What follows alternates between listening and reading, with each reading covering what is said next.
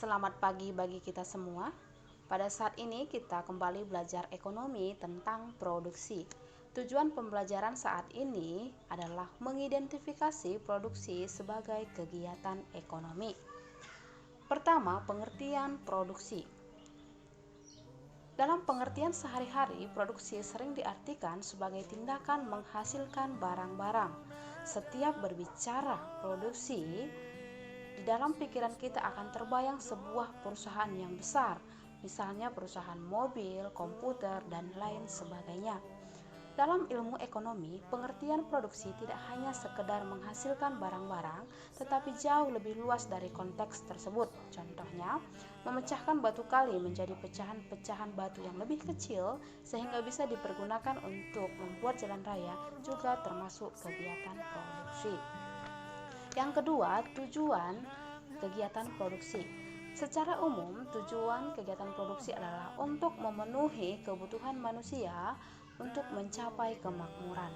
Secara khusus, tujuan produksi bagi produsen adalah untuk meningkatkan keuntungan serta menjaga kesinambungan perusahaan.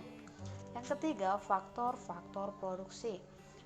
Faktor produksi ini dibagi menjadi 4. Yang pertama, faktor produksi alam. Faktor produksi alam adalah semua kekayaan yang terdapat di alam semesta yang dapat digunakan dalam proses produksi, seperti tanah, air, sinar matahari, udara, dan barang tambang. Yang kedua adalah faktor produksi tenaga kerja. Faktor produksi tenaga kerja merupakan faktor produksi yang tidak kalah pentingnya dibandingkan dengan faktor produksi lain. Tenaga kerja merupakan faktor produk insani yang secara langsung maupun tidak langsung menjalankan kegiatan produksi. Yang ketiga adalah faktor produksi modal. Faktor produksi modal umumnya meliputi benda-benda hasil produksi yang digunakan untuk proses produksi barang-barang dan jasa. Yang keempat adalah faktor produksi keahlian. Faktor produksi terakhir yang tidak kalah penting adalah keahlian ataupun skill.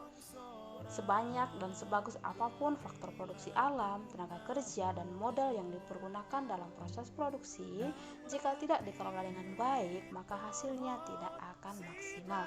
Demikianlah pembelajaran saat ini, semoga bermanfaat dan terima